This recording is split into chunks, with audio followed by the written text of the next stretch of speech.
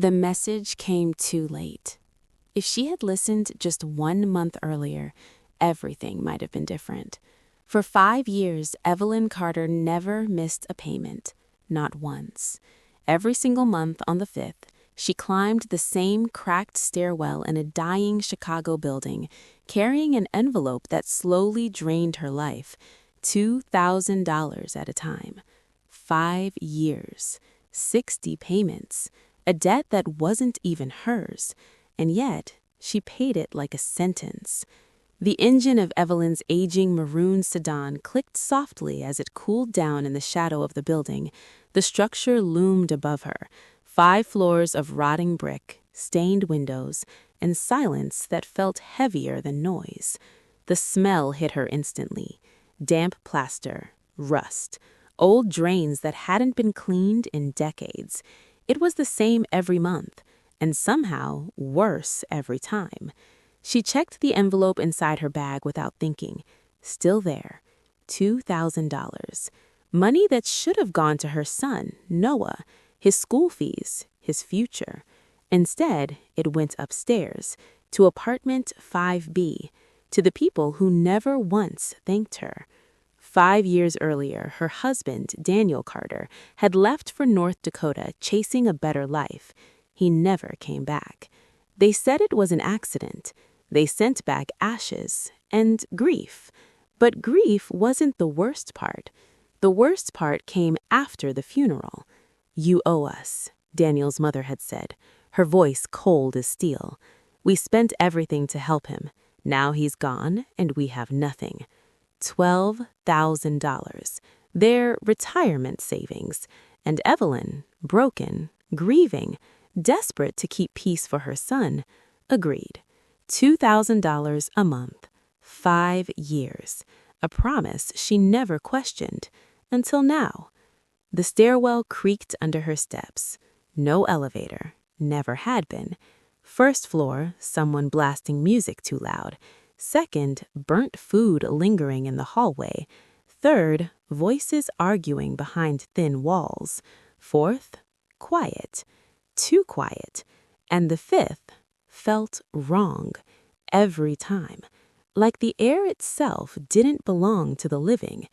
Evelyn stopped outside apartment 5B, her chest tightening, not from the climb, but from something deeper, something she couldn't explain. She knocked. 3 sharp taps.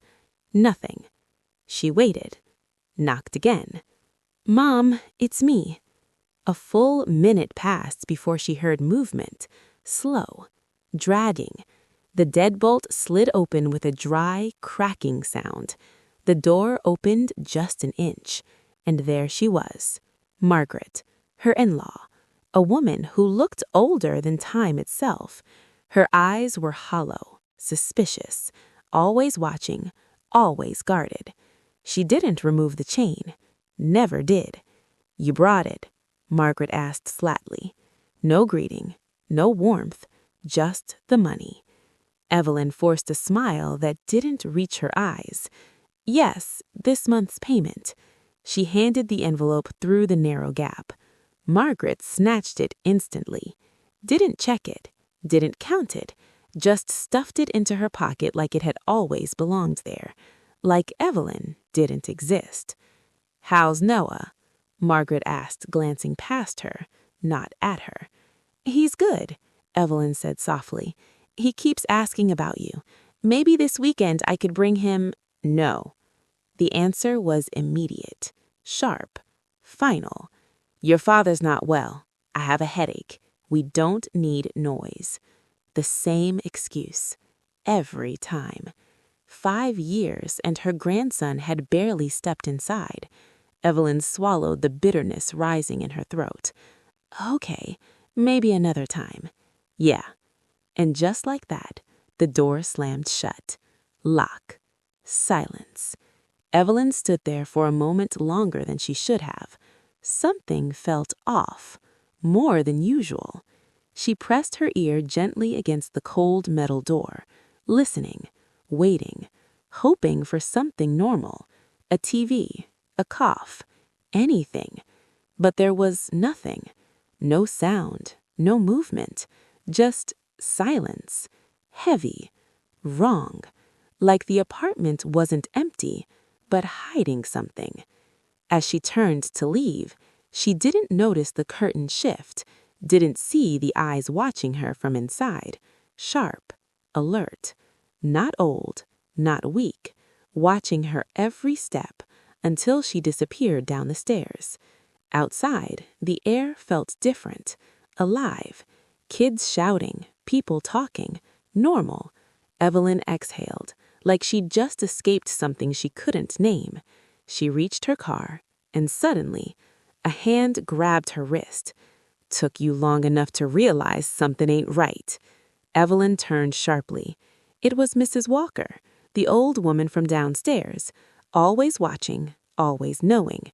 Her eyes locked onto Evelyn's with unsettling intensity. "Next month," she whispered, leaning closer. "Don't send them a single dollar." Evelyn frowned. "What are you talking about?" The old woman's grip tightened. Her voice dropped lower, colder. "Because around here, we've been seeing something." A pause. Then, "Something that walks like your husband." Evelyn froze. Her heart stopped. "That's not possible," she said quickly. "He's dead." Mrs. Walker held her neck slowly. "No, baby." Her eyes darkened. "Not dead." A breath. Then the words that shattered everything. "Just hiding." Evelyn didn't sleep that night. Not even for a minute. The words kept echoing in her mind like a broken recording. Something that walks like your husband. It didn't make sense. It couldn't. Daniel was dead. She had seen the urn, held it in her hands, cried over it, buried her future with it. So why did her chest feel tight, like her body already knew the truth her mind was trying to reject? The clock read 2:13 a.m. Evelyn sat in the dark, the faint glow of her laptop reflecting in her tired eyes. Her son, Noah, slept peacefully in the next room, unaware, innocent, safe for now. Evelyn rubbed her temples. "Think," she whispered to herself. Mrs. Walker wasn't crazy, not completely. She had lived in that building for over 30 years. She noticed everything. So if she said she saw someone, then someone was there. A memory hit her suddenly, sharp, clear. Every single time she delivered the money, the apartment felt dead, too quiet, too controlled, like someone was holding their breath inside, hiding, waiting. Her heart started to race. No, that's not possible. But the doubt had already entered, and doubt was dangerous, because once it's there, it doesn't leave. Evelyn grabbed her phone, scrolled through her contacts, stopped at one name. Derek, her cousin, a tech genius, the kind of guy who could get into places he wasn't supposed to. She hesitated, then pressed call. "Evelyn?" His voice came through, sleepy. "You okay? It's late." "I need a favor," she said quickly. A pause. That tone, he recognized it. Serious. "What kind of favor?" Evelyn swallowed. "Do you know anyone who has access to security cameras in residential buildings?" Another pause. Longer this time. "Yeah, maybe. Why?" She forced her voice to stay steady. "I think I dropped something in my in-laws building. I need footage from the stairwell, 4th to 5th floor." Derek didn't respond immediately. When he spoke again, his voice had changed, lower, careful. "You sure this is about something you dropped?" Evelyn closed her eyes. "No," she whispered, "but I need to know the truth." Silence. Then, "All right," he said. "Give me a day." The next 24 hours felt like torture. Every second dragged. At work, Evelyn couldn't focus. Numbers blurred, voices faded. All she could think about was one thing. What If. No, she refused to finish that thought. That evening, Derek texted her, "I got something. Come now." They met in a small cafe tucked between two abandoned storefronts. Quiet, empty, perfect. Derek already had his laptop open when she arrived. He looked at her and frowned. "You look like hell." "I feel worse," she replied, sitting down. "Show me." He hesitated. "You might not like what you see." Her voice hardened. "Just play it." Derek turned the screen toward her. Black and white footage filled the display. Grainy, low quality. A timestamp blinked in the corner. 1:47 a.m. The stairwell. Empty. Still. Silent. Evelyn leaned closer, her heart pounding so loud she could hear it in her ears. "Wait," she whispered. "Something's coming." A shadow appeared at the bottom of the stairs. Slow, careful, moving upward. Evelyn stopped breathing. The figure stepped into the light. A man, wearing a hoodie, cap pulled low, face partially covered.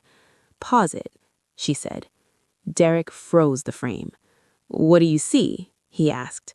Evelyn didn't answer immediately. Her eyes were locked on one detail, the posture, the way he stood. "Play it," she said. The man started climbing, step, step, then a drag. His left foot lagged slightly behind, a subtle limp, barely noticeable. Unless you knew. Evelyn's hands flew to her mouth. "No, no, that's not possible." Her voice cracked. "No, no." That walk. She knew that walk. She had seen it for years. After the motorcycle accident, after the surgery, after the months of recovery. Daniel never fully healed, and neither did that limp.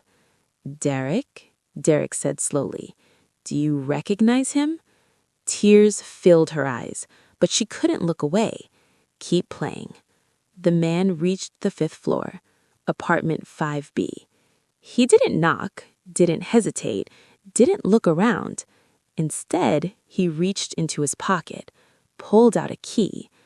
Evelyn's entire body went cold. Click. The door opened, and the man stepped in like he belonged there. The footage ended. Silence filled the cafe. Heavy, crushing, unavoidable. Derek leaned back slowly. "Want me to run another date?" Evelyn nodded numbly. Another clip. Another night. Same time, same man, same limp, same key, same door. Again and again and again. A pattern. Perfect, calculated, deliberate. Evelyn's hands began to shake. Her breathing turned uneven. "Derek," started to say, but he didn't finish. He didn't need to. Evelyn whispered the words herself, barely audible, like saying them louder would make them more real. "He's alive." The world around her felt distant, muted, like she was underwater. 5 years. 5 years of grief. 5 years of sacrifice. 5 years of sending $2,000 every single month, not to repay a debt, but to feed a lie. Her husband wasn't dead. He was hiding. And worse, he'd been watching her suffer the entire time. Evelyn slowly lifted her head. The tears were gone, replaced by something colder, sharper, more dangerous. Anger. "Copy everything," she said quietly. Derek blinked. "What?" "Every file, every clip, put it on a USB." Her hands didn't shake anymore. It was steady, controlled. "Evelyn," he warned, "whatever you're thinking, they made me a fool for 5 years," she said, cutting him off. Her eyes locked on the frozen image of the man on the screen. That familiar silhouette, that ghost. No more. She stood up, gripping the table tightly. "They made me believe he was dead." A pause. Her lips curled slightly, not to a smile, but something far more dangerous. Evelyn didn't cry on the way home. That part of her was gone, replaced by something colder, sharper, more focused. The USB drive sat in her pocket like a loaded weapon. Proof, truth, betrayal, all compressed into a few silent clips. When she got home, she didn't turn on the lights, didn't make dinner, didn't even sit down. She walked straight to her bedroom, locked the door, and plugged the USB into her laptop. The footage played again, and again, and again. 1:47 a.m. The shadow, the limp, the key, the door. Each replay stripped away another layer of denial, until there was nothing left. No doubt, no confusion, no hope. Only one truth remained. Daniel Carter, her husband, the man she buried, the man she mourned, was alive. Evelyn slowly closed the laptop. Her reflection stared back at her from the black screen, but she didn't recognize the woman looking back. This wasn't the same person who had cried at a funeral 5 years ago. This woman was dangerous. "You play dead," she whispered. Her voice was calm, too calm. "Now let's see how well you hide." The next morning, everything looked normal. Breakfast, school drop-off, work, routine. Perfect. Because that's exactly what she needed them to believe, that nothing had changed. But inside, everything had. That afternoon, Evelyn returned to the building, not as a grieving widow, not as a dutiful daughter-in-law, but as something else entirely, an observer, a hunter. She didn't go upstairs, not yet. Instead, she sat in the courtyard, watching, waiting, listening. Minutes passed. Then, "Back again, huh?" Evelyn turned. Mrs. Walker sat beside her, fanning herself lazily, but her eyes sharp as ever. "You saw something, didn't you?" the old woman asked quietly. Evelyn didn't answer, didn't need to. Mrs. Walker nodded slowly. "Yeah, I figured." She leaned closer, lowered her voice. "You ain't the only one who's noticed things." Evelyn's pulse quickened. "What things?" Mrs. Walker glanced up toward the 5th floor, then back at her. Noise. A pause. Late at night. Evelyn frowned. "What kind of noise?" "Footsteps," she said. "Heavy ones. Not like old folks." Another pause. "More like a young man pacing." Evelyn's stomach tightened. "And that ain't all," Mrs. Walker continued. "I've seen your mother-in-law taking out trash." "So?" Evelyn said, trying to stay calm. The old woman's lips curled slightly. "You ever seen what's inside those bags?" Evelyn shook her head slowly. "Beer cans," Mrs. Walker whispered. "Pizza boxes.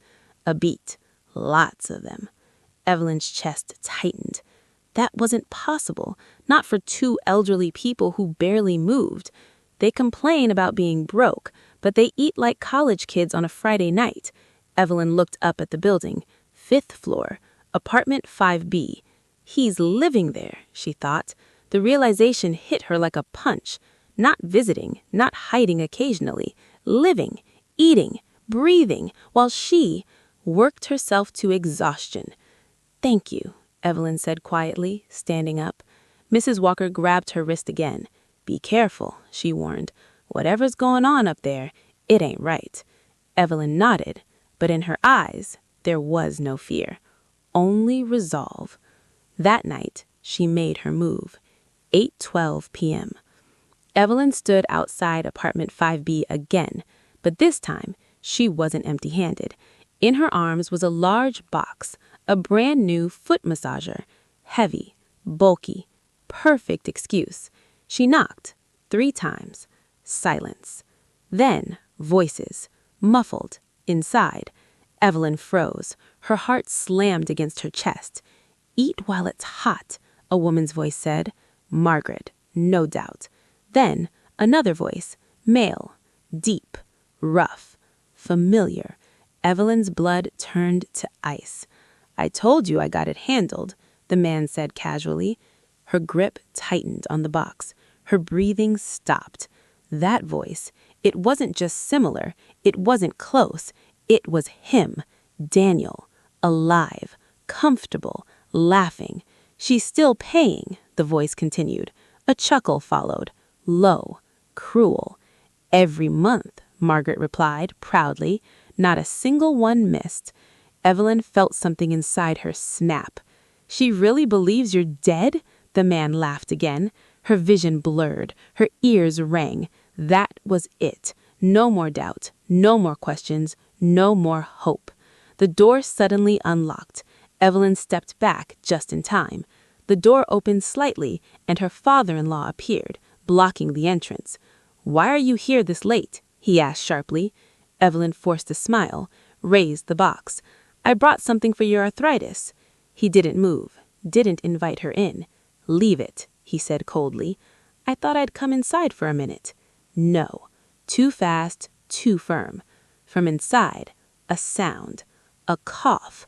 Male. Her father-in-law flinched. Just for a second, but Evelyn saw it. That was all she needed. "Your mother's ill," he said quickly. "You should go." He grabbed the box from her hands and slammed the door shut. Lock. Silence. Evelyn stood there, alone. But this time, she wasn't confused. She wasn't hurt. She wasn't weak. She knew.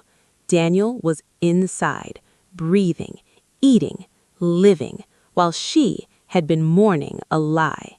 Evelyn turned slowly, walked down the stairs, each step heavier than the last.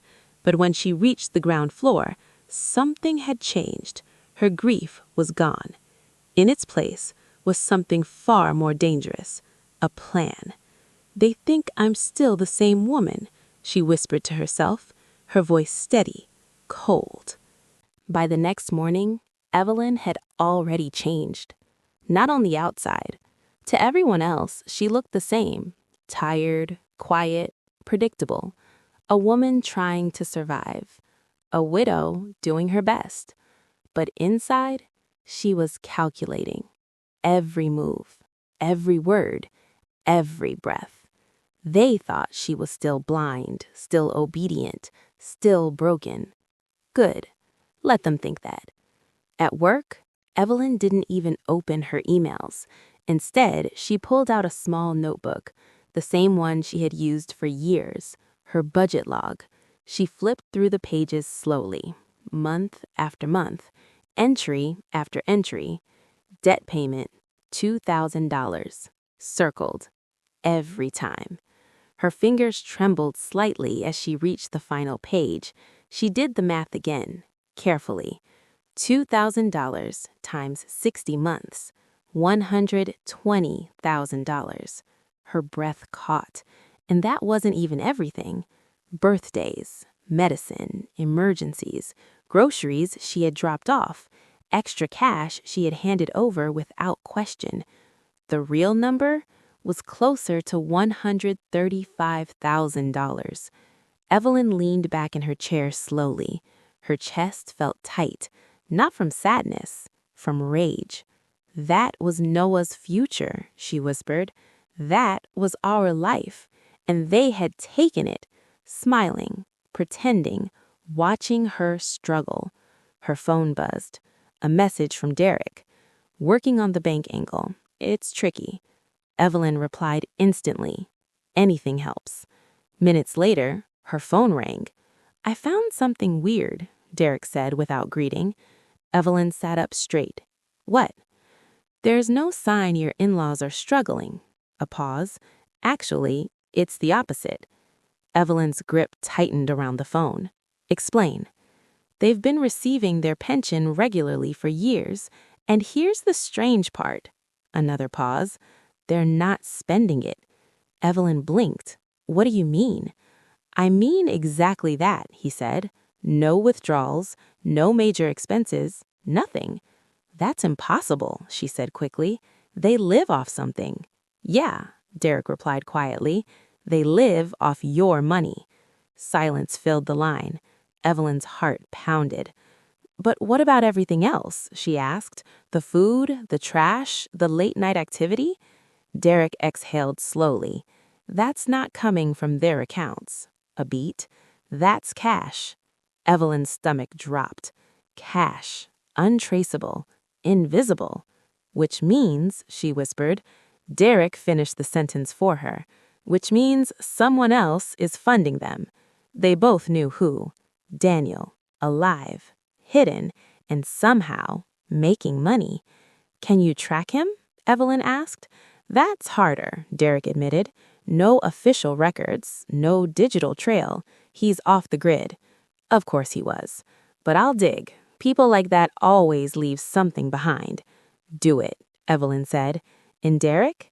Yeah? Be careful. She hung up. Her hands were shaking again, but not from fear, from realization. This wasn't just about a fake death anymore. This was bigger, smarter, planned. They hadn't just lied. They'd built a system, a perfect scam, and she was the center of it all. That afternoon, Evelyn returned to the building again. Same bench, same courtyard, same quiet observation. But this time, someone else noticed her. Well, if it isn't the perfect daughter-in-law. Evelyn looked up. Mrs. Jenkins, 4th floor. Loud, curious, always talking. Hi, Evelyn said politely. Mrs. Jenkins sat beside her without invitation. You visit them a lot. Evelyn forced a smile. Just checking on them? Mrs. Jenkins snorted. Yeah, about that. Evelyn turned slightly. What do you mean? The older woman leaned in, lowered her voice. You ever wonder why two old people make so much noise at night? Her pulse spiked. What kind of noise? Footsteps, she said. Loud ones, like someone pacing back and forth. Evelyn nodded slowly, trying not to react. And the bathroom, Mrs. Jenkins added, flushing at 2 a.m., 3 a.m. That wasn't normal, not for people who barely moved during the day. And here's the funny part, she continued. Evelyn braced herself. They always complain about being broke, but every night, Mrs. Jenkins smiled faintly, they eat like kings. Evelyn felt her chest tighten again. Pizza, beer, fast food, exactly what Mrs. Walker had said. Does that sound like your in-laws? No, it didn't. It sounded like him. Evelyn stood up slowly. Thank you, she said. Mrs. Jenkins grabbed her arm lightly. You didn't hear this from me, she warned. Evelyn nodded, but her mind was already racing. Everything was aligning. The footsteps, the food, the cash, the footage, the voice. There was no doubt left.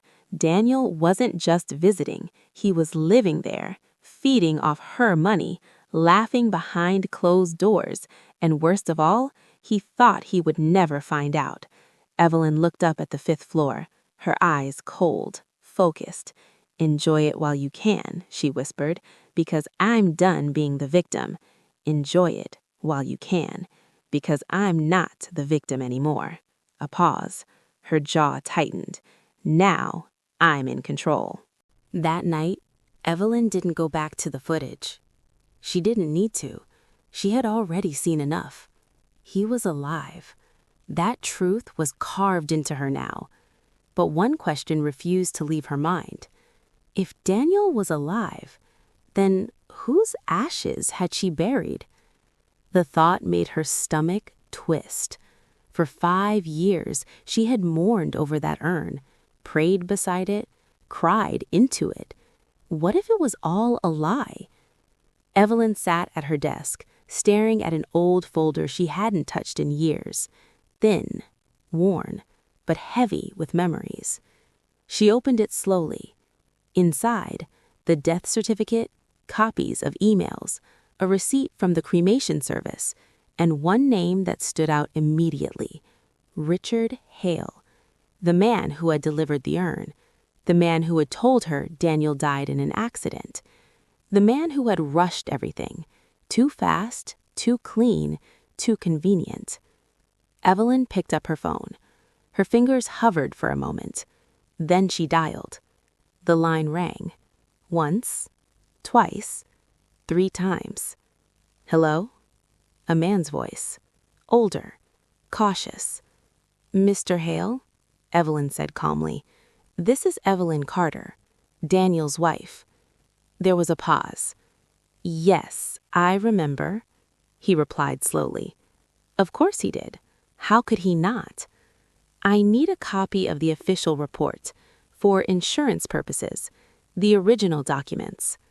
Another pause, longer this time. "That might be difficult," he said. "It's been several years." Evelyn's eyes narrowed. "I understand," she said, her tone still polite.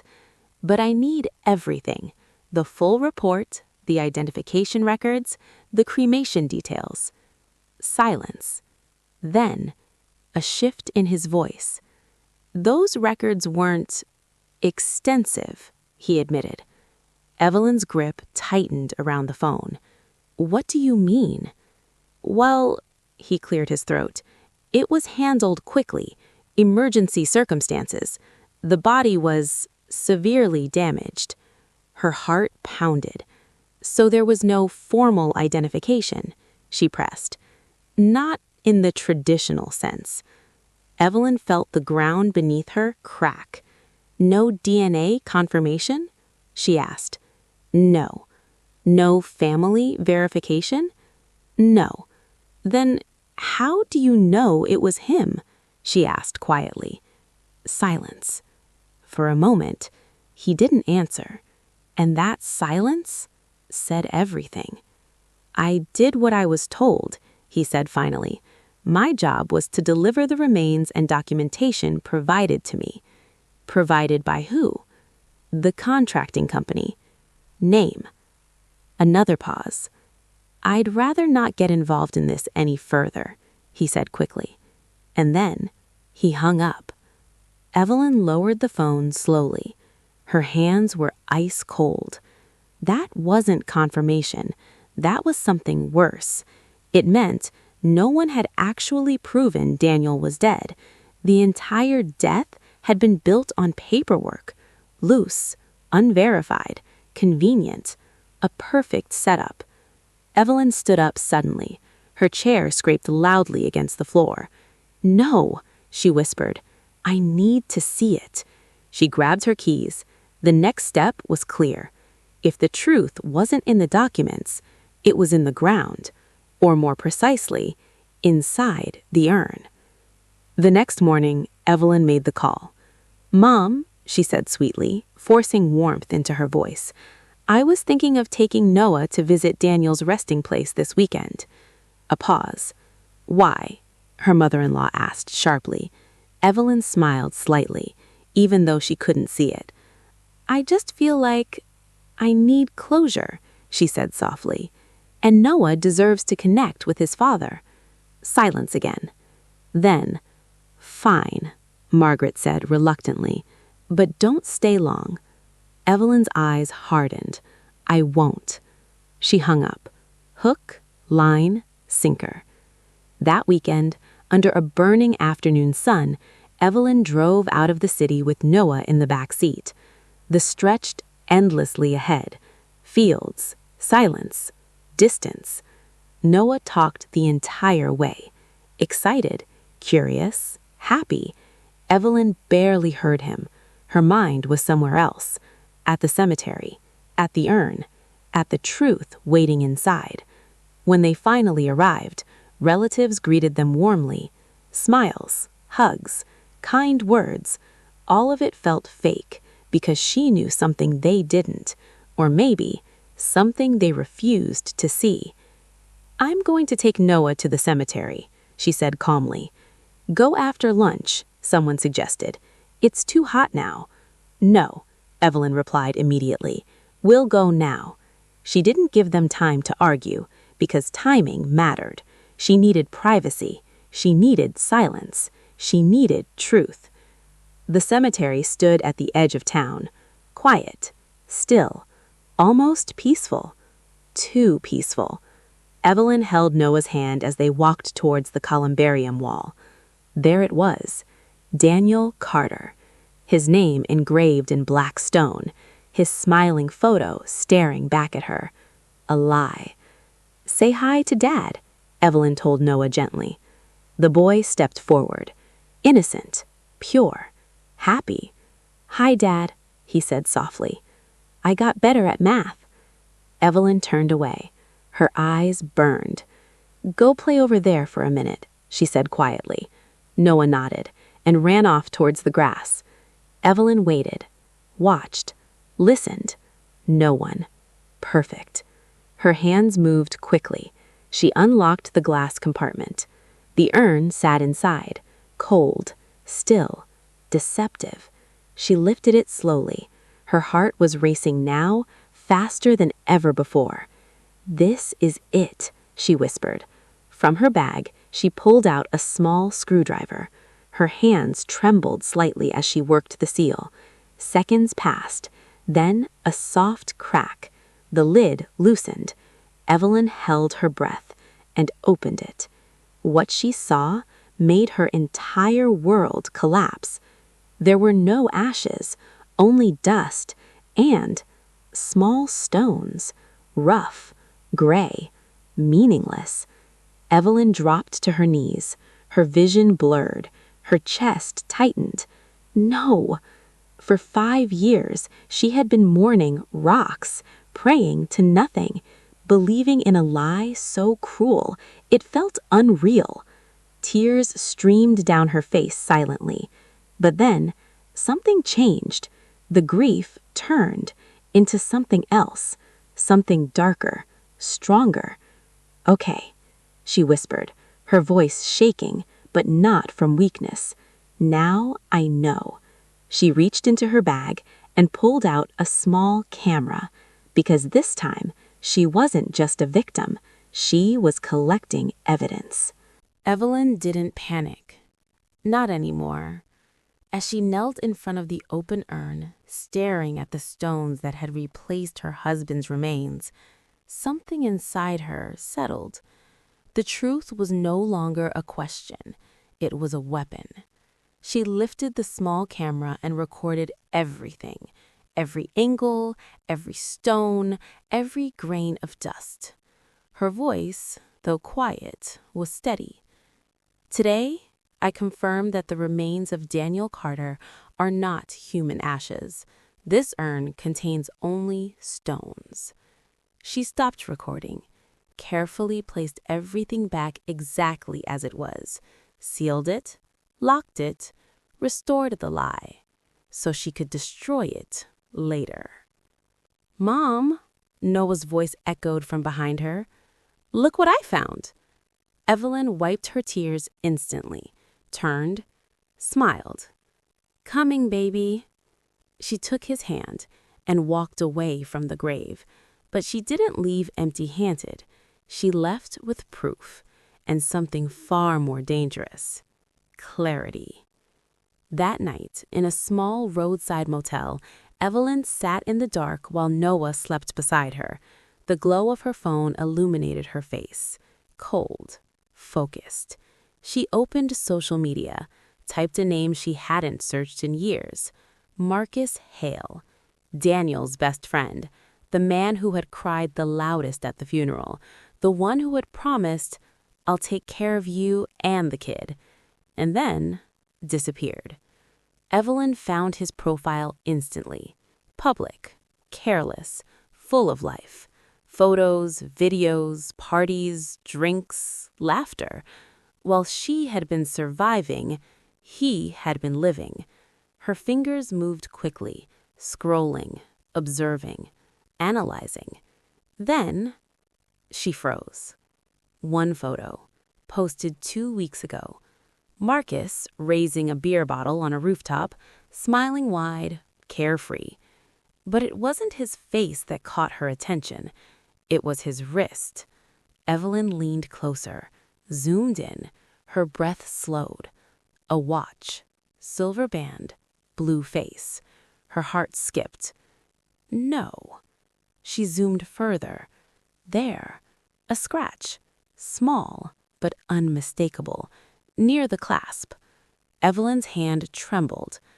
That's not possible. She knew that watch better than anyone because she had bought it. A gift, their second wedding anniversary, engraved on the back. E and D. Daniel had worn it every day until the day he died. Evelyn leaned back slowly, her chest rising and falling. "There's only one way," she whispered. "Either Marcus stole it, or Daniel gave it to him. And there was only one reason Daniel would give away something like that, because he didn't need it anymore, because he wasn't dead, because he was hiding."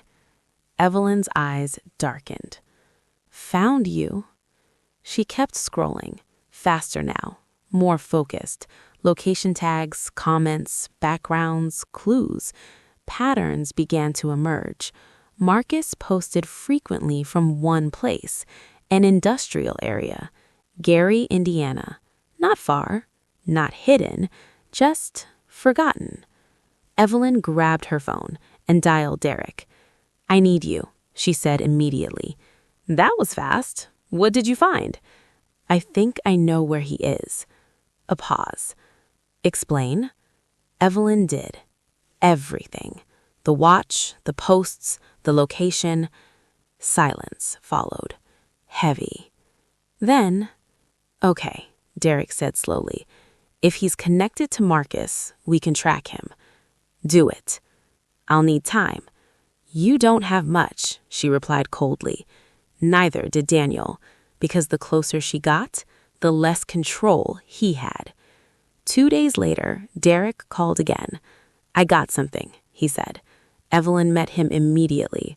Same cafe, same tension. Derek opened his laptop, turned it toward her. "This guy's not clean," he said. "What do you mean?" "He works at a mechanic shop, but that's just a front." Evelyn leaned in. "For what?" Derek's expression hardened. "Loan sharking, illegal operations, cash business." Evelyn's stomach tightened. So Daniel hadn't just disappeared, he'd fallen deeper. "Keep going," she said. Derek nodded. "I tracked Marcus's movement pattern. A map appeared on the screen. During the day, he's at the shop. A click. At night, he goes out. Another click. But around 11 p.m., he zoomed in. He goes here." Evelyn's eyes narrowed. An empty structure. Dark. Abandoned. "An alley warehouse?" she asked. Derek nodded slowly. "He stays there for about an hour every night." A pause. Then leaves. Evelyn leaned back, her mind racing. "Supplies?" she asked. Derek nodded again. "Food, bags, sometimes clothes." Her heart began to pound. "He's not visiting someone," she whispered. Another pause. "He's supplying someone." Derek looked at her, then said the words she was already thinking. "He's feeding him." Silence. Heavy. Final. Evelyn stood up slowly, her hands clenched, her eyes burned. "That's where he is." Derek hesitated. "You sure you want to do this?" he asked. Evelyn turned to him. Her expression was no longer emotional. It was something else entirely. Cold. Precise. "I'm not asking anymore," she said. A pause. "I'm ending it." That night felt different. Heavier. Like the air itself knew something was about to break. Evelyn stood in her living room, staring at Noah as he slept on the couch at her mother's house. Peaceful. Unaware. Safe. She leaned down and kissed his forehead softly. "I'll fix this," she whispered, more to herself than to him, because tonight there was no turning back. At exactly 8:07 p.m., Derek pulled up outside. Old car, no headlights, no unnecessary noise. Evelyn stepped in without a word, dressed in dark clothes, hair tied back, no makeup, no hesitation. Derek handed her a small device. "Audio recorder," he said. "High sensitivity, Keep it close. She nodded. And this, he added, placing something else in her hand. A GPS tag, just in case. Evelyn slipped both into her pocket. Ready? He asked. She looked straight ahead. I've been ready for 5 years. The drive to Gary, Indiana felt endless. Dark highways, empty roads, silence between them. Neither spoke because they both knew what they were about to do was dangerous, but necessary. They reached the industrial zone just before 11 p.m. The place looked dead. Abandoned warehouses stretched endlessly into the darkness. Broken fences, overgrown weeds. No lights, no movement. Perfect place to disappear. Derek parked far from the target. Engine off, lights off. We walk from here, he whispered. Evelyn nodded. They stepped out into the night. Cold wind, crickets. Silence thick enough to suffocate. They moved slowly, carefully, staying low. The warehouse came into view. Large, rusting, half forgotten. That's it, Derek whispered. Evelyn's heartbeat quickened. Then, headlights. They both froze. A motorcycle approached. Engine low, steady. He's here, Derek whispered. The bike stopped in front of the warehouse. The rider removed his helmet. Marcus, no doubt. He grabbed 2 plastic bags from the back. Heavy, full. Food, supplies. Evelyn's chest tightened. He walked to the metal shutter, knocked. A pattern. Hard, soft, hard. A pause. Then, the shutter lifted slowly, and someone stepped out from the darkness. Evelyn stopped breathing. The man looked different. Thinner, rougher, hair longer, beard unkempt. But there was no mistaking it. That face, those eyes, that posture. Daniel. Alive. Right there. In front of her. For a moment, the world disappeared. No sound, no air, no time. Just him. The man she had buried, the man she had mourned, the man who had let her suffer, standing there like nothing had happened. Evelyn bit down on her lips so hard she tasted blood. She couldn't move, couldn't breathe, couldn't even think. 5 years, reduced to 1 moment. Did you bring everything? Daniel asked casually. His voice, it shattered whatever was left inside her. Yeah, Marcus replied. Food, beer, clothes. Beer, of course. Daniel grabbed the bags. Annoyed. This place is killing me, he muttered. Hot as hell, mosquitoes everywhere. Marcus laughed. You're alive. Be grateful. Alive. The word echoed in Evelyn's mind. Alive. He stepped inside. Marcus followed. The shutter closed. Silence returned, but Evelyn was no longer the same. Derek touched her arm gently. We need to move, he whispered. She nodded slowly. They crept closer to the warehouse wall. There, a crack. Small, barely visible. Light leaked through. Voices, too. Evelyn pressed her eye to it. Inside, a mattress on the floor, a cheap fan, a table, food scattered everywhere. Daniel sat down, opened a beer, drank deeply, like he had no care in the world. Evelyn activated the recorder, held it close. Feels good, he said, exhaling. How long till I'm done with this? Another month, Marcus replied. Your wife's almost finished paying. Evelyn's grip tightened. Did she still send the $2,000? Marcus pressed. Daniel laughed. Every month, he said, like clockwork. Evelyn's vision blurred. Not a single miss? Marcus pressed. Not one, Daniel smirked. She's too loyal. A pause. Then, honestly, she made this easy. Something inside Evelyn snapped completely. You don't feel bad? Marcus asked. Daniel shrugged. Why would I? Silence. Then the words that destroyed everything. She's better off thinking I'm dead. Evelyn stopped breathing. No questions, no pressure, just money. A laugh. Cold, heartless. And my parents? Perfect actors. Evelyn's hands trembled. They cry, she pays. Simple. Marcus chuckled. You're messed up. Daniel took another sip. Maybe, but I survive. A pause. And if I didn't use her, who would? Evelyn slowly lowered the recorder. That was enough. More than enough. The man she loved didn't exist anymore. Only this stranger remained. Cold, selfish, cruel. She stepped back from the wall. Derek looked at her, concerned. You okay? Evelyn wiped her tears, but her voice was steady. I am now. A pause. Let's go. They walked back into the darkness, but this time, Evelyn wasn't running. She was planning, because now she had everything. Proof, truth, confession, and something even more powerful. A reason. They wanted me to stay blind, she whispered, her eyes cold, unforgiving. Now I'm going to make sure they see everything. Evelyn didn't cry anymore.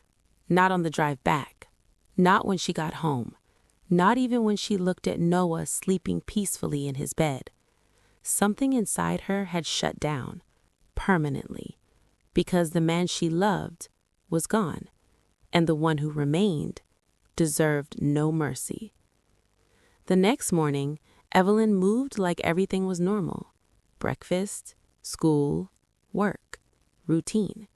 But behind that routine, a plan was forming, precise, calculated, unstoppable. At 10:32 a.m., she walked into a small law office downtown. No hesitation, no fear.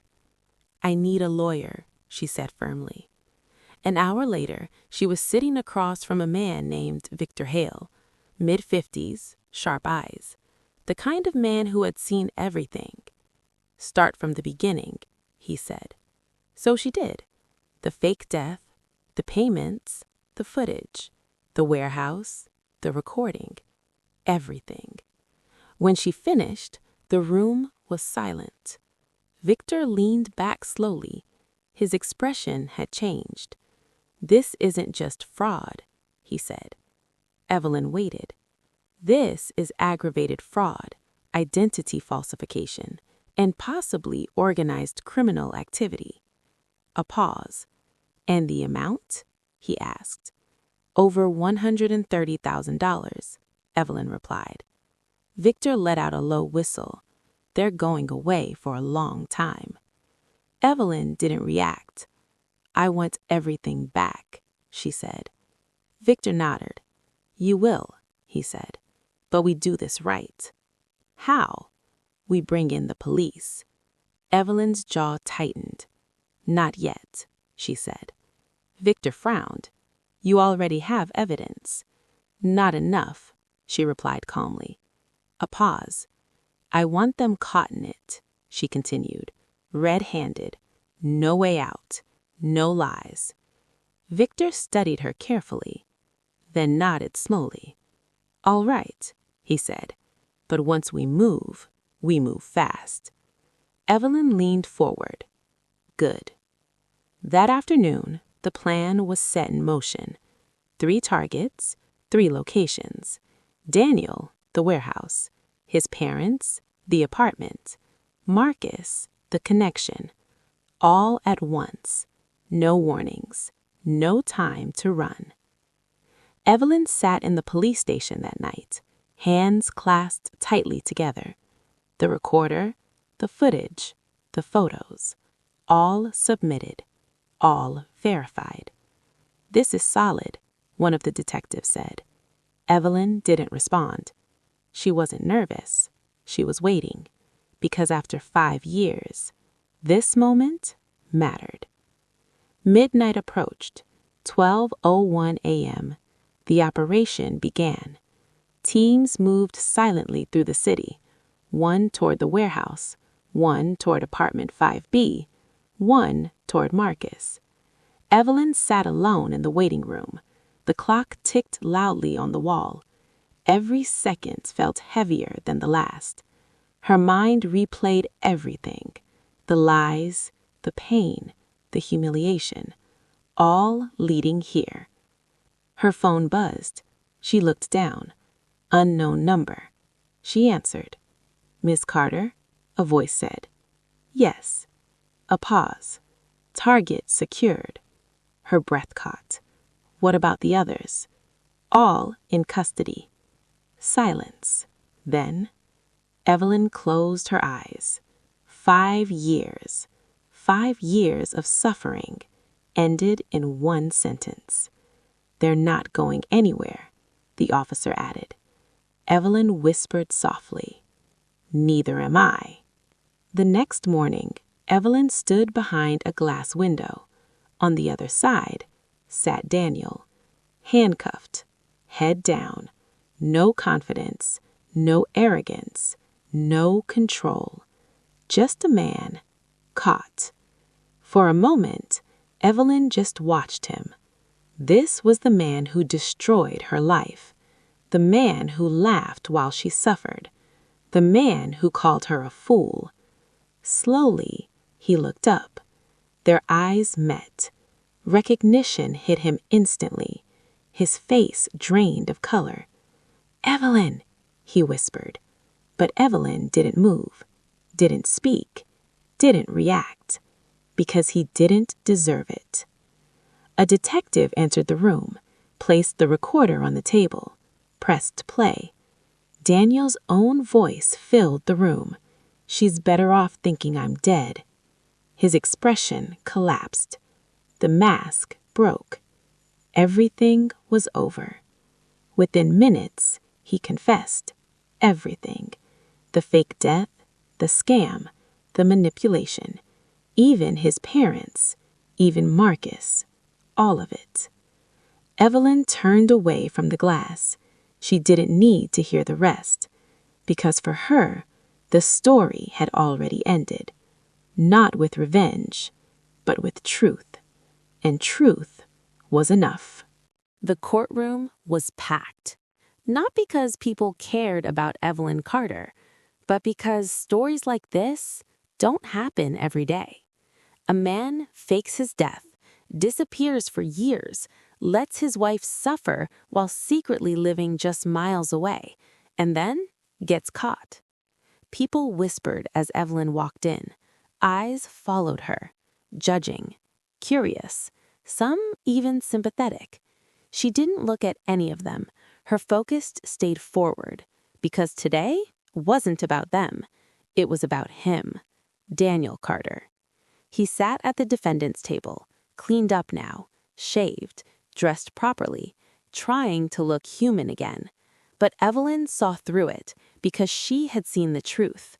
The warehouse, the beer, the laughter, the man who said, "She's better off thinking I'm dead." That man couldn't hide behind a suit, not anymore. The judge entered. Court is now in session. The room fell silent. The prosecution stood first, and they didn't waste time.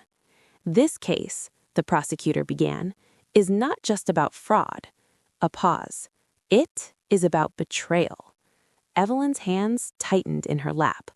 A calculated, long-term deception carried out by the defendant, Daniel Carter, with the help of his parents and an associate. The prosecutor turned slightly. For 5 years, the victim, Mrs. Evelyn Carter, believed her husband was dead. A murmur spread through the room. During those 5 years, he continued, she paid over $130,000 under the belief she was repaying a debt left behind by the deceased. He let that number sit, heavy, real. However, he said, voice sharpening, the defendant was alive the entire time. Silence. Then the evidence began. Footage played, the stairwell, the shadow, the limp, the key. Gasps echoed in the courtroom. Then, the audio. Daniel's voice, clear, cold, unapologetic. She hasn't missed a single payment. Evelyn closed her eyes briefly. She's better off thinking I'm dead. Someone in the audience whispered, "Unbelievable." But it was real. Every word, every lie. Then came the final blow. The urn footage, the empty container, the stones. The judge leaned forward slightly. Even he hadn't expected that. The defense tried. Of course they did. Financial pressure, fear, mental distress, excuses. Weak, desperate. Because the truth was too strong. And truth doesn't bend. Finally, the judge spoke. This court has reviewed all evidence presented. A pause. The actions of the defendant demonstrate clear intent to deceive, manipulate, and financially exploit the victim over an extended period. Daniel didn't move, didn't speak. This was not a moment of panic, the judge continued. It was a sustained, calculated fraud. Evelyn's heart beat steadily. Not fast, not slow, just steady. This court finds the defendant, Daniel Carter, guilty on all major counts. Silence. Then, the sentence. 12 years in state prison. A gasp. Some shocked, some satisfied. Daniel lowered his head. For the first time, he looked small, powerless, finished. His parents, sitting behind him, began to cry, soft at first, then louder. But no one looked at them with sympathy, because everyone now knew they were part of it. They weren't victims, they were accomplices. Marcus, already in custody, facing his own charges. The entire system they built collapsed in a single day. Evelyn sat still. No smile, no tears, just quiet. Because this wasn't victory. It was closure. The judge looked at her. "Mrs. Carter," he said, "you are entitled to full financial restitution." A pause. "All stolen funds will be returned through court order." Evelyn nodded once. That wasn't what mattered most. Money could be replaced. Time couldn't. Trust couldn't. Love definitely couldn't. As the guards led Daniel away, he looked back, just once. Their eyes met again, but this time, Evelyn felt nothing. No anger, no sadness, no love, nothing. Because the man she loved had already died 5 years ago, and this one was just a stranger. The silence felt different now. Not heavy, not suffocating. Peaceful. For the first time in 5 years, Evelyn woke up without a weight on her chest. No deadlines, no envelopes, no monthly reminder of a lie. Just morning light pouring through her window. She lay still for a moment, staring at the ceiling, letting it sink in. It's over. Not almost, not nearly, over. From the kitchen, she heard small footsteps. Then, "Mama?" Noah. Evelyn sat up instantly. "Yeah, baby? I made cereal, but I think I messed it up." She smiled. "I'm coming." In the kitchen, Noah stood proudly next to a bowl that had way too much milk and barely any cereal. Evelyn looked at it, then at him, and laughed. A real laugh, not forced, not tired. Real. "It's perfect," she said. He grinned. "Really?" "Best cereal I've ever seen."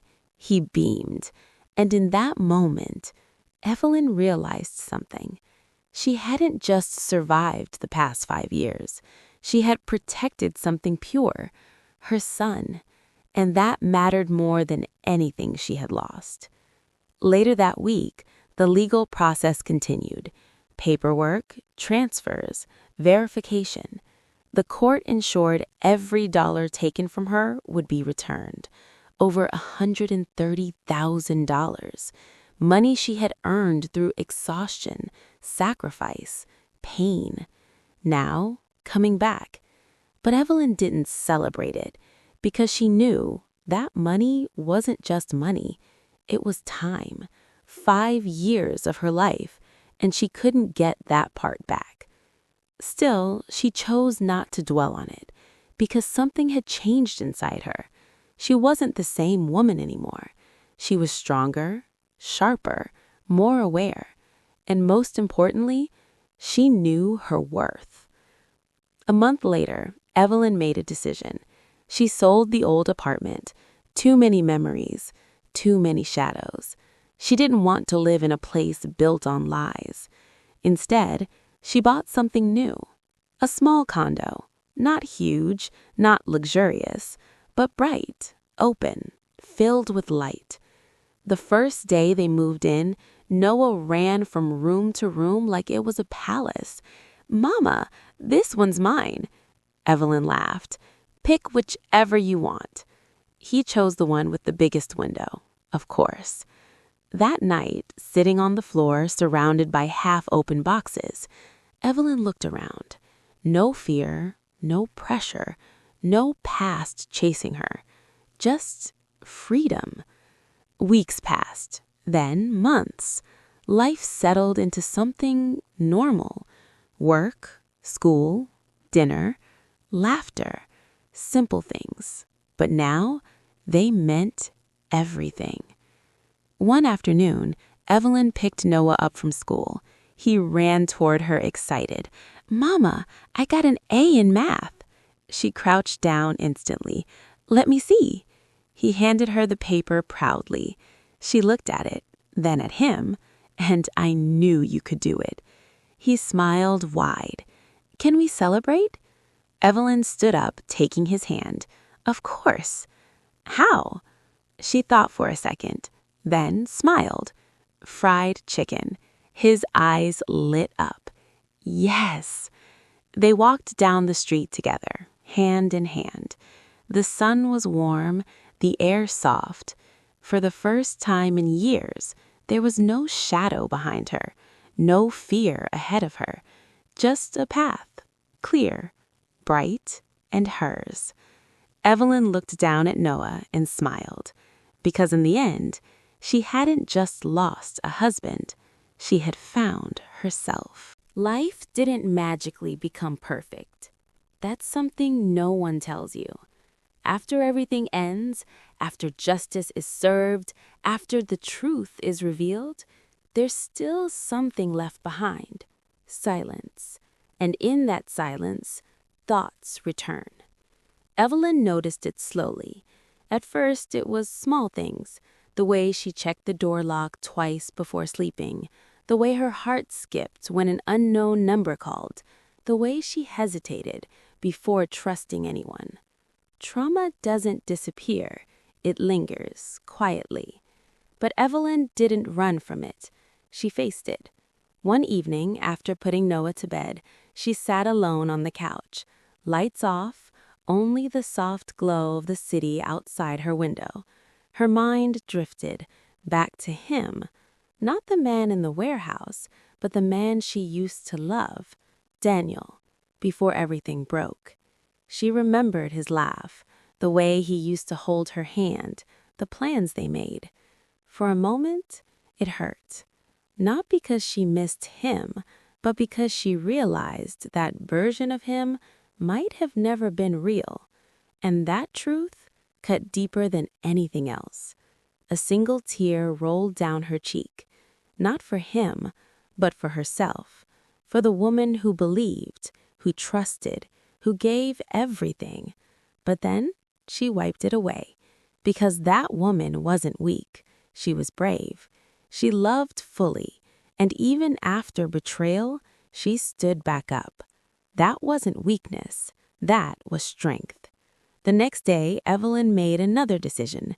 She signed up for therapy, not because she was broken, but because she refused to stay hurt. Week by week, she unpacked everything, the guilt, the anger, the confusion, and slowly, piece by piece, she rebuilt herself, stronger, healthier, clearer. Meanwhile, the world moved on. News about the case faded. People stopped talking. But one thing didn't change: Evelyn's reputation. At work, people looked at her differently now, not with pity, with respect. She went through hell and still made it out. That's what they said. And they weren't wrong. One afternoon, a coworker asked her quietly, "How did you not break?" Evelyn thought about it, then answered simply, "I almost did." A pause. "But I had a reason not to." She looked at the photo on her desk. Noah, smiling. That was her reason, her anchor, her future, and she would never let anything take that away again. Weeks later, she received a letter, official, stamped, from the prison. Her hands paused for a moment, then she opened it. Inside, a single cage, Daniel's handwriting. "I know I don't deserve anything from you." Evelyn stopped reading, folded the letter, placed it back in the envelope, and threw it away, without finishing it, because closure didn't come from him, it came from her. That night, she stood by Noah's bedroom door, watching him sleep, peaceful, safe. Everything she had fought for, right there. She whispered softly, "It's really over now." And for the first time, she truly believed it. Spring arrived quietly. The kind of spring that doesn't ask for attention, but changes everything anyway. The trees outside Evelyn's condo bloomed again. Soft green leaves, warm sunlight, a fresh start. And somehow, it felt symbolic, like the world itself was telling her, "You made it." Life had settled into something new now. Not perfect, but real. Mornings were calmer, evenings were lighter, and laughter had returned. One Saturday morning, Noah ran into her room holding a piece of paper. "Mama, look!" Evelyn sat up, smiling. "What is it?" He handed it to her proudly. A drawing. 2 stick figures holding hands under a big sun. "That's you and me," he said. Evelyn felt something tighten in her chest. "Where's Dad?" she asked gently. Noah shrugged. "He's not in it." A pause. Then he added, "We don't need him." Evelyn didn't speak for a moment, because children sometimes understand things better than adults. She pulled him into a hug. "You're right," she whispered. That afternoon, they went to the park. Kids running, people laughing, dogs barking in the distance. Normal life. Evelyn sat on a bench watching Noah play, and for the first time in years, she wasn't thinking about the past. Not about Daniel, not about the lies, not about the pain, because none of it mattered anymore. It had shaped her, but it didn't define her. A soft breeze passed through. Evelyn closed her eyes for a moment and let herself feel it. Peace. Not forced, not temporary. Real. She thought back to everything she had survived. The betrayal, the manipulation, the years of sacrifice. And then she thought about who she had become. Stronger, wiser, unbreakable. Not because life was easy, but because she had faced the worst and kept going anyway. Noah ran back toward her, breathing fast, smiling wide. "Mama, did you see that?" "I saw everything." Spring arrived quietly. The kind of spring that doesn't ask for attention, but changes everything anyway. The trees outside Evelyn's condo bloomed again. Soft green leaves, warm sunlight, a fresh start. And somehow, it felt symbolic, like the world itself was telling her, "You made it." Life had settled into something new now. Not perfect, but real. Mornings were calmer, evenings were lighter, and laughter had returned. One Saturday morning, Noah ran into her room holding a piece of paper. "Mama, look!" Evelyn sat up, smiling. "What is it?" He handed it to her proudly. A drawing. 2 stick figures holding hands under a big sun. "That's you and me," he said. Evelyn felt something tighten in her chest. "Where's Dad?" she asked gently. Noah shrugged. "He's not in it." A pause. Then he added, "We don't need him." Evelyn didn't speak for a moment, because children sometimes understand things better than adults. She pulled him into a hug. "You're right," she whispered. That afternoon, they went to the park. Kids running, people laughing, dogs barking in the distance. Normal life. Evelyn sat on a bench watching Noah play, and for the first time in years, she wasn't thinking about the past. Not about Daniel, not about the lies, not about the pain, because none of it mattered anymore. It had shaped her, but it didn't define her. A soft breeze passed through. Evelyn closed her eyes for a moment and let herself feel it. Peace. Not forced, not temporary, real. She thought back to everything she had survived, the betrayal, the manipulation, the years of sacrifice. And then she thought about who she had become, stronger, wiser, unbreakable. Not because life was easy, but because she had faced the worst and kept going anyway. Noah ran back toward her, breathing fast, smiling wide. "Mama, did you see that?" "I saw everything," she said, laughing. He grabbed her hand. "Come play with me." She stood up. No hesitation, no weight holding her back, just movement, forward, together. As they ran across the grass, Evelyn realized something simple but powerful. Happiness wasn't something you wait for. It's something you build, piece by piece, choice by choice. And she had finally chosen herself.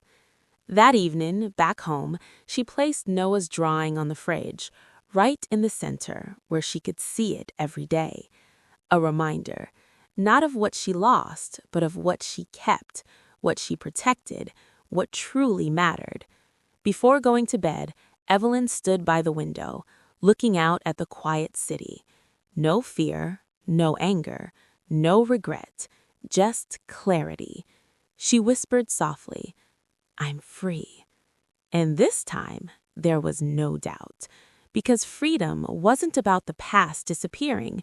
It was about no longer being controlled by it. The story of Evelyn Carter didn't end in tragedy. It ended in truth, in strength, in a life rebuilt from the ground up. And somewhere far behind her, locked away in concrete and steel, remained the man who chose deception over love. But Evelyn, she chose something else. She chose to live.